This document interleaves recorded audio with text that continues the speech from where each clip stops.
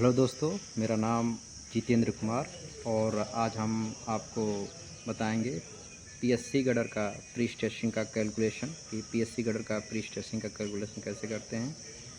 तो दोस्तों आप देख सकते हैं, जैसे कि दोस्तों देख सकते हैं ये हमारा बीओपी का ड्राइंग है और बीओपी में हम पीएससी गडर का प्री स्ट्रेसिंग का कैलकुलेशन के बारे में आपको बताएंगे। तो दोस्तों जैसे देख सकते हैं ये हमारा बीओपी की ड्राइंग है और इसमें हम आपको पीएससी गडर का प्री स्ट्रेसिंग की कैलकुलेशन बताएंगे। तो दोस्तों ये देख सकते हैं हमारा ये पीएससी गडर का प्री स्ट्रेसिंग का कैलकुलेशन हम करके रखे हैं। तो दोस्तों देख सकते हैं हमारा कैलकुलेशन कैसे करते हैं। इसमें हमारा गेज प्रेशर या मॉडिफाइड प्रेशर बोलते हैं। इसमें हमारा होता है जैक फोर्स। जैक फोर्स को हम केजी में लेते हैं upon RAM area into efficiency. Efficiency क्या होता है? जैक की इफ़िशियंसी होती है। तो दोस्तों हम देख सकते हैं आप जैक फोर्स जो ड्राइंग से लेते हैं और ड्राइंग में हमारा जैक फोर्स दिया रहता है। तो दोस्तों ये जैक जैसे देख सकते हैं ये हमारा ड्राइंग है और ड्राइंग में हमारा यहाँ पे जैक फोर्स दिया है ड्राइंग में, और ये ड्राइंग में जैक फोर्स हमारा किलो न्यूटन में दिया है। तो इसको हम टन में कन्वर्ट करेंगे और टन में कन्वर्ट करने के बाद इसको हम क्या करेंगे, केजी में करेंगे। तो ये हमारा 2670 किलो न्यूटन दिया है। तो दोस्तों देख सकते हैं हम आपको ये स्टेप बाय स्टेप बताएंगे कि फर्स्ट स्टेप में क्या निकालते हैं, सेकेंड स्टेप में क्या निकालते हैं, थर्ड स्टेप में क्या निकालते हैं, फोर्थ, फिफ्थ और सिक्स। इस तरह से हमको स्टेप बाय स्टेप आपको हम कैलकुलेशन को बताएंगे कि कैलकुलेशन कैसे स्टेप बाय स्टेप करते हैं।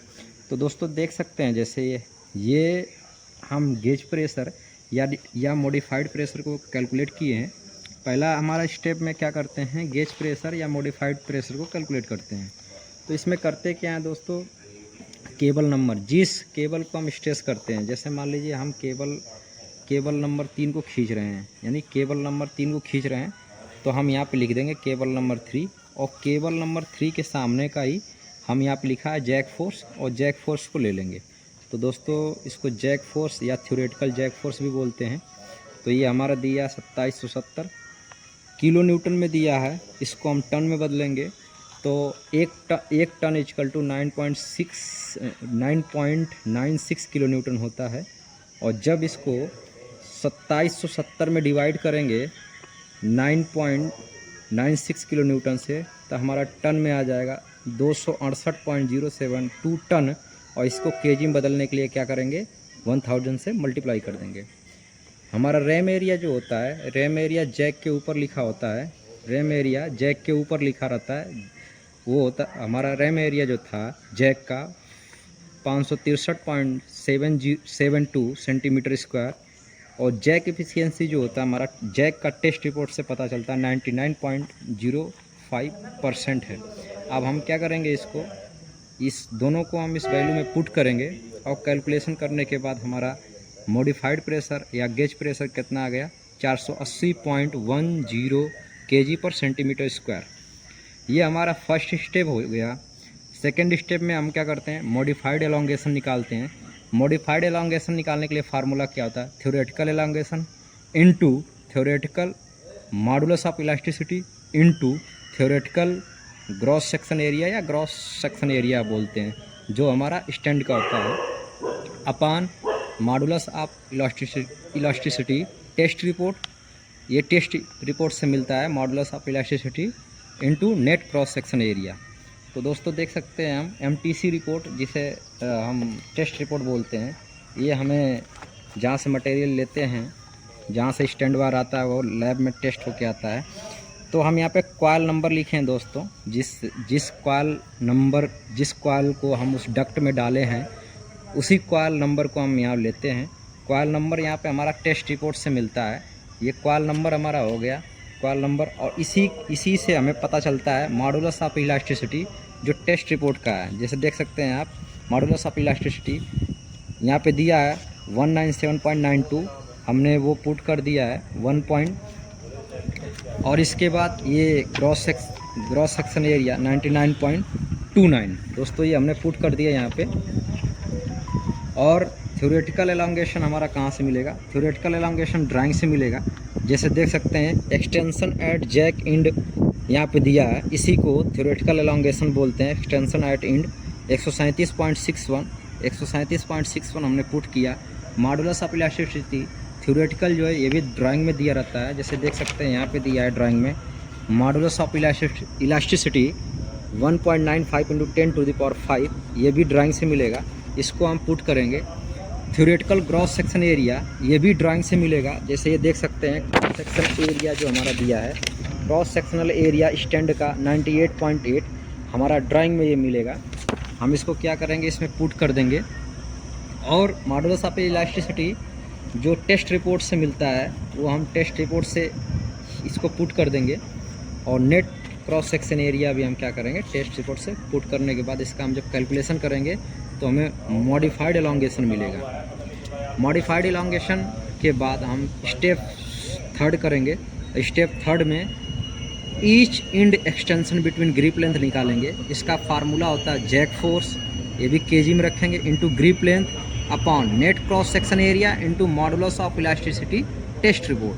तो जैक फोर्स हम कैसे निकाले थे, हमारा जैक फोर्स ये आया था। और जैक फोर्स को थ्योरेटिकल फोर्स बोलते हैं, उसको हम उसकी वैल्यू को पुट किया। इसको केजी में पहले तो ये हमारा किलो न्यूटन में दिया था, इसको टन में बदलें। टन में बदलने के बाद हमने इसको केजी में बदलें, 1000 से मल्टीप्लाई किया, इनटू ग्रिप लेंथ हमारा होता है जैक, जितना हमारा जैक के अंदर स्टैंड वायर फंसता है उसे हम ग्रिप लेंथ बोलते हैं। और वो हमारा कितना था, 550 mm अपॉन हमारा नेट क्रॉस सेक्शन एरिया, ये भी जो हमारा टेस्ट रिपोर्ट से था 99.29, वो हमने पुट किया। और मॉडुलस ऑफ इलास्टिसिटी जो टेस्ट रिपोर्ट से मिला उसको पुट किया।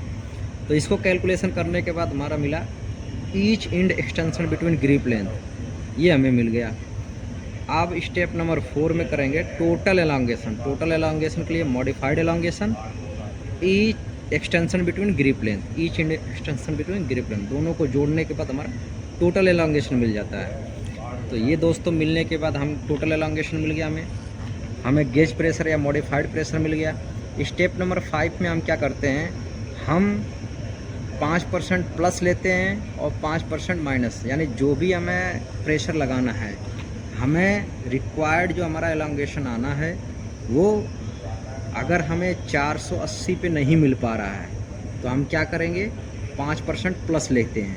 हम क्या करेंगे, 5% प्लस लेते हैं। और जब 480 का 5% प्लस करेंगे तो 504.10 kg/cm² हो जाएगा। इसी तरह से अगर मान लीजिए हमारा पहले आ गया एलोंगेशन जो रिक्वायरमेंट है, हमने जैक को लगाया और जब हम प्रेशर लगा रहे हैं तो जब हम एक्सटेंशन कर रहे हैं तो हमारा जो रिक्वायर्ड एलोंगेशन अगर पहले आ जा रहा है तो कितना आना चाहिए, वो -5% तक ही आना चाहिए, मतलब इससे कम पे नहीं आना चाहिए। इसी तरह से एलोंगेशन भी +5% लेते हैं और -5%। जैसे दोस्तों देख सकते हैं, ये हम एक स्ट्रेसिंग किए हैं और उसका चार्ट भी बनाया है। तो दोस्तों देख सकते हैं, जैसे हम क्या करते हैं, इसमें पहले प्रेशर, फिर एलोंगेशन, डिफरेंस, करेक्शन फैक्टर या जीरो करेक्शन भी बोलते हैं इसको, कम्युलेटिव एलोंगेशन। इसी तरह से ये हमारा हो गया जैक नंबर 1, यानी जब हम बोथ साइड से जैक लगाते हैं, ये हो गया जैक नंबर 2। इसी तरह से जैक नंबर 2 में भी प्रेशर, एलोंगेशन, डिफरेंस और करेक्शन फैक्टर, कम्युलेटिव एलोंगेशन। दोस्तों जैसे हमारा गेज प्रेशर या मॉडिफाइड प्रेशर कितना आया था, 480, तो हम क्या करेंगे, सीट में 50-50 का एक चार्ट बना लेंगे। 50 पे प्रेशर पे, फिर 100 के, फिर 150 पे, फिर 200 पे, फिर 250 पे, फिर 300 पे, 350 पे, 400 पे, 450, 500। इस तरह से हम एक चार्ट को प्रिपेयर करने के बाद हम 50-50 का प्रेशर लगाएंगे और जो भी एलोंगेशन आएगा रीडिंग, उसको हम क्या करेंगे, नोट डाउन करेंगे। इस तरह से नोट करने के बाद इसका हम डिफरेंस लेते हैं। इनका क्या करते हैं, हम डिफरेंस लेते हैं और डिफरेंस को यहाँ लिखेंगे। डिफरेंस लेने के बाद इसका हम करेक्शन फैक्टर यानी जीरो करेक्शन, जैसे हम क्या करते हैं 50 पे क्या करते हैं, जब हम स्ट्रेसिंग करते हैं तो केबल हमारा क्या होता है, केबल हमारा लूज़ रहता है कुछ, और स्ट्रेसिंग करने के बाद ज़्यादा एलोंगेशन शो करता है, क्योंकि केबल में कोई इंटरनल स्ट्रेस नहीं रहता है, तो वो क्या करता है, ढीला होता है, इसलिए हम खींचते हैं तो ज़्यादा एलोंगेशन आता है। तो हम क्या करते हैं, इसका डिफरेंस निकालने के बाद इसका एक करेक्शन फैक्टर या जीरो करेक्शन बोलते हैं। हम 3 का भी एवरेज लेके लिखते हैं और अगर आप 6 का ले रहे हैं, मतलब एक छोड़ के लास्ट तक ले रहे हैं तो ज़्यादा अच्छा है, आप ले सकते हैं इसको। इसके बाद क्या करते हैं, जो भी आएगा इनका एवरेज उसको यहाँ लिख देंगे। 3 का भी ले सकते हैं और एक नीचे से छोड़ के बाकी सबका लेके यहाँ लिख लेंगे। और इसको क्या करेंगे, इसको कमुलेटिव में क्या करेंगे, इसको जोड़ते जाएंगे। जो आएगा हमारा यहाँ पे लिख लेंगे। इसी तरह सेम इसको करेंगे। और जब लास्ट में हम 480 जब हमारा देख लेंगे कि हमारा एलोंगेशन मिल रहा है, तो हम क्या करेंगे, उसी पे मान लीजिए 480 हमें लोड देना था, 480 पे हमें रिक्वायर्ड एलोंगेशन मिल रहा है। हम इसी पे क्या करेंगे, जैक को लॉक कर देंगे और स्लीप को नोट करेंगे। स्लीप जैसे देखिए जैक 1 पे -6 आया, जैक 2 पे -7 आया, दोनों को इसमें से माइनस कर देंगे। जो लास्ट में हमारा एलोंगेशन आया है कम्युलेटिव एलोंगेशन, उसमें से माइनस करने के बाद जो भी आएगा इसका एवरेज नेट एलोंगेशन निकालेंगे। और एवरेज नेट एलोंगेशन निकालने के बाद हम क्या करेंगे, इसको स्टेप नंबर 6 फार्मूले में पुट कर देंगे। स्टेप नंबर एवरेज एलोंगेशन हमारा कितना है, 144.12 mm। और हमें जो कैलकुलेशन के बाद रिक्वायर्ड एलोंगेशन आना चाहिए 142.42 mm, यानी इससे 2 mm एक्स्ट्रा ही आया तो अच्छा है, कोई बढ़िया है इसको। अब हम क्या करेंगे, परसेंटेज एलोंगेशन निकालने के लिए फार्मूला क्या होता है, net elongation minus total elongation upon total elongation into 100। इससे क्या करेंगे, इस फार्मूले में हम इस वैल्यू को पुट करेंगे और हम इसको चेक एंड फाउंड भी बोलते हैं। हम क्या करते हैं, चेक करते हैं कि परसेंटेज एलोंगेशन कितना हमारा आ रहा है। तो जब हम इसमें कैलकुलेशन करेंगे तो प्लस का 1.19% आया। हाँ, यानी ये प्लस में गया, यानी हम कोई भी परसेंटेज 100 मान के परसेंटेज को करते हैं, तो ये 1.19% आया। यानी इसको हम क्या करेंगे, 100 में 1 को 1.9% को जोड़ेंगे तो 101.195% आया। यानी कि हमारा 100% से ज़्यादा ही अचीव हुआ। और ज़्यादा कितना होना चाहिए, 105% से ज़्यादा नहीं होना चाहिए। क्यों, क्योंकि हमने बताया ना भी 5% प्लस लेते हैं या 5% माइनस लेते हैं। तो ये कितना है, 101.195% आया। यानी ये क्या हमारा है, ये सही है हमारा जो भी स्ट्रेसिंग हमने किया। तो दोस्तों देख सकते हैं, ऐसे ही हम क्या करते हैं, प्री स्ट्रेसिंग का कैलकुलेशन करते हैं। थोड़ा सा आपको एक ओवरव्यू देना था हमें स्ट्रेसिंग के बारे में। वीडियो अच्छी लगे तो लाइक करें, शेयर करें, चैनल को सब्सक्राइब करें। Thank you.